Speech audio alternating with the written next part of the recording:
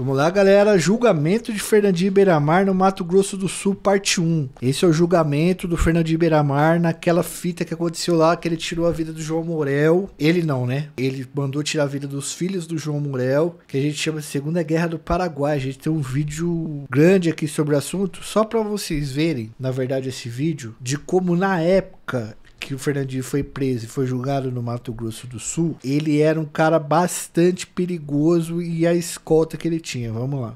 O vídeo não tá numa qualidade boa, mas é interessante assistir. O MSTV de hoje começa com imagens do Fórum de Campo Grande, onde o traficante Fernandinho Beiramar está sendo julgado neste momento. Agora, 12h50. A rotina no centro de Campo Grande mudou nesta terça-feira. Ruas foram fechadas e um grande número de policiais está na área. Tudo por conta do julgamento do traficante Fernandinho Beiramar. Ele é acusado de mandar matar há 8 anos um rival numa disputa pelo tráfico. O esquema de segurança para o julgamento começou a ser feito há cerca de um mês. 300 policiais estão envolvidos. O repórter Marcos Anello acompanha a movimentação em frente ao fórum. Olá, Anello, muito boa tarde. Há quantas horas já dura o julgamento? Boa tarde, Rodrigo. Olha só, o julgamento começou às 9 horas, agora quase 1 hora da tarde, só que o julgamento foi suspenso faz mais ou menos meia hora para que todos pudessem almoçar. Ou seja, foram 3 horas, por volta de 3 horas de julgamento até agora. Todos estão almoçando, inclusive Fernandinho Beiramar. O cardápio é o seguinte, viu? Arroz, feijão, frango e salada. Ó, os caras meteram até o cardápio do julgamento do Fernandinho. Ela faz parte de júri popular, não deste júri, é claro, porque nós nem poderíamos estar entrevistando aqui alguém que faz parte deste júri. Mas ela faz parte de outros júris populares e vai contar pra gente a impressão que tá tendo desse julgamento. Essa mulher aí deve estar feliz demais e torcendo demais pela assim, ó, mano, graças a Deus eu me livrei desse júri aí do Fernandinho, porque o Fernandinho na época aí era pesadão, velho. Boa tarde. Boa tarde. A impressão que eu tô tendo é um pouco complicada. Mas né? e agora, Porque Camila? se trata de um criminoso, né, conhecido internacionalmente. Sim. E para quem tá julgando não vai ser fácil a tarefa, né? É uma tarefa difícil. Você acha que ele vai ser condenado ou não? Ao meu entender, eu acredito que vá. Tá ok, Dulcinea, obrigado pelas suas informações, participar aqui com a gente. Você viu que a menina tá até em choque de falar. Pode terminar hoje, no início da noite ou no final da tarde. Vamos falar um pouquinho sobre as ruas que foram interditadas aqui próximas ao fórum. A gente está vendo aqui todo o quadrilátero envolvendo a Rua Barão do Rio Branco, a Rua Vazio. a Rua 25 de Dezembro. Todas estas ruas foram interditadas parcialmente. Então as pessoas estão tendo um pouco de dificuldade de se deslocar. A gente percebe que alguns carros aparecem de vez em quando aqui, ou seja, nem todos sabem que este quadrilátero está interditado. Portanto, na época eles falavam de resgate, de uma série de coisas. Portanto, essa interdição deve permanecer até o fim do julgamento. Nossa equipe chegou aqui por volta de 5h30 da manhã e acompanhou também a chegada do por volta de 6h30 da manhã.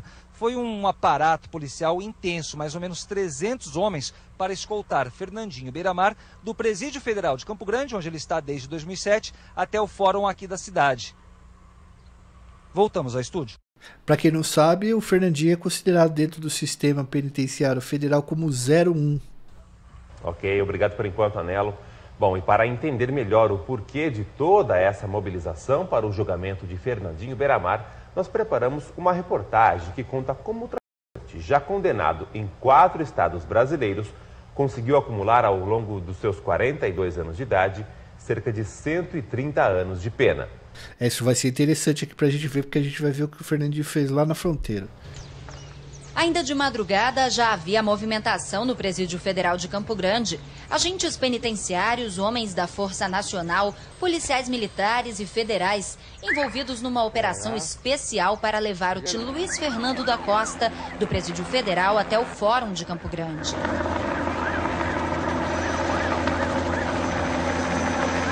Numa das viaturas estava o preso, considerado pelas autoridades de segurança como o maior traficante de drogas da América Latina. O comboio, seguido pelo helicóptero... Nessa época eu tinha minhas dúvidas se era o maior da América Latina, mas do Brasil ele era. Percorreu o trajeto de 16 quilômetros até a região central da cidade. As ruas no entorno do Tribunal do Júri foram interditadas. A operação policial garantiu o isolamento do preso. Nós fazemos um planejamento prevendo todas as possibilidades. Tanto é que hoje você pode observar a guarnição e como está guarnecido o fórum. Nós temos aí aproximadamente 251 envolvendo Força Nacional, DPEM, Polícia Militar, as especializadas da Polícia Militar, que é a Companhia de Gerenciamento de Crise, e o Policiamento de Trânsito. Já foi feita uma varredura dentro do prédio do fórum. Segundo informações da Justiça, Luiz Fernando da Costa começou ainda jovem na criminalidade, furtando armas do Exército e vendendo para organizações criminosas. A primeira pena, aos 20 anos, foi por assalto. Ficou 2 anos preso. Em liberdade, voltou a viver na favela e passou a comandar o tráfico de drogas no Rio de Janeiro. Em 1996, foi preso por tráfico, mas não ficou nem 1 ano na penitenciária de Belo Horizonte, em Minas Gerais. Fugiu da cadeia pela porta da frente. Durante anos, ficou refugiado nos países vizinhos, até ser preso na Colômbia e extraditado para o Brasil em 2000. Ele era amigo do Nego Acácio, que era um dos comandantes das Farc, por isso ele tinha esconderijo lá na Colômbia. 2001. Desde então, passou por 10 presídios, até que em 2007 foi transferido para Campo Grande. Isso é verdade, ninguém queria o Fernandinho Beiramar dentro dos presídios. Ele chegou a ficar em São Paulo e vários estados. Aí os caras criaram o Sistema Penitenciário Federal. Dizem que o Sistema Penitenciário Federal foi criado muito para tentar alocá-lo, né? Fernandinho Beiramar já é condenado a 130 anos de prisão. Ele cumpre pena por crimes como extorsão, lavagem de dinheiro e tráfico de... Mas, segundo os advogados, esta é a primeira vez que ele é julgado por um crime de homicídio. A acusação é de que ele seja o mandante do assassinato de um traficante rival. Em janeiro de 2001, João Morel foi encontrado numa cela da... Esse é o João Morel. Provavelmente ele está falando na CPI que o Brasil fez, né? Para investigar o comércio ilegal de substâncias lá no sul, na fronteira. E esse cara era muito poderoso ali na região de Coronel Sapucaia e Capitambado. E ele ensinou o Fernandinho a como organizar as coisas lá embaixo e depois bicho pegou. Penitenciária de Segurança Máxima de Campo Grande. Ele foi assassinado com golpes de uma faca artesanal. Segundo as investigações, 4 presos teriam cometido o crime a mando de Beiramar. Morel era o chefe da família, que por 40 anos comandou o tráfico no Paraguai. Vivia em Capitambado, cidade vizinha a Coronel Sapucaia, em Mato Grosso do Sul. Chegou a fornecer para Beiramar. Mas quando o traficante carioca fugiu do Brasil e se refugiou no Paraguai, os dois começaram uma disputa pelo controle do tráfico na região. Dos 8 réus acusados de participação no assassinato de João Morel, 4 foram assassinados, 2 aguardam julgamento. Odair Moreira da Silva confessou o assassinato e em 2004 foi condenado a 16 anos de prisão. Se condenado hoje, Beiramar pode pegar de 12 a 30 anos de prisão. Segundo os advogados, não existem provas para condenar o traficante e a pena não faria diferença no tempo de reclusão. Poxa, tá 130. Isso de 120, 140 é a mesma coisa, dá mais de 30 anos. Pois é, o advogado diz isso porque a Constituição brasileira prevê que o condenado cumpra no máximo 30 anos de prisão. Hoje é 40. Ainda segundo a defesa, Fernandinho Beiramar responde a outros 2 processos por homicídio no Rio de Janeiro. Bom, e daqui a pouco, ainda nessa edição, mais informações ao vivo. Nossos repórteres estão lá no Fórum de Campo Grande para dar todas as informações sobre o julgamento do Fernandinho Beiramar, né? Pô, deve ter a parte 2 aqui, né? Vamos ver se tem a parte 2 aqui. Ah, tem a parte 2 aqui, ó. Nós voltamos a falar sobre o julgamento do Fernandinho Beiramar. Vamos voltar ao Fórum de Campo Grande. O repórter Oswaldo Nóbrega acompanha os trabalhos lá de dentro. Oswaldo, a gente sabe que o julgamento agora tem uma pausa para o almoço, né? Mas já tem o horário que os trabalhos serão retomados? Exatamente, Rodrigo. Boa tarde a todos. É o seguinte, os trabalhos devem recomeçar nos próximos 15, 20 minutos. E logo no início do julgamento, o Fernandinho Beiramar foi interrogado durante 1 hora e ele negou todas as acusações contra ele, inclusive de que tinha amizade com os presos que executaram João Morel dentro de uma das celas do Presídio de Segurança Máxima de Campo Grande. Beiramar admitiu conhecer a família Morel, mas disse que não mantinha negócios com os traficantes da fronteira. Ele também negou ligações com as Farc, um grupo guerrilheiro da Colômbia, que teria dado proteção ao traficante carioca. E num tom de ironia, Beiramar também disse que muitos crimes são atribuídos a ele por ele ser um preso famoso e que desperta a atenção da imprensa, da mídia. O Beiramar sempre falou isso aí, ele sempre falou que botaram muito crime nas costas dele porque ele era famoso e a imprensa ficava muito no pé dele. Também negou que seja o responsável pelas rebeliões em Bangu 1 em 2002 e que não é chefe de nenhum grupo criminoso. A gente vai ver agora como foi o início do julgamento de Fernandinho Beiramar, que entrou no plenário com aparência mais magra em comparação às aparições públicas anteriormente. Vamos ver. Todos que entraram no tribunal do júri passaram por revista em detectores de metais e máquina de raio-x.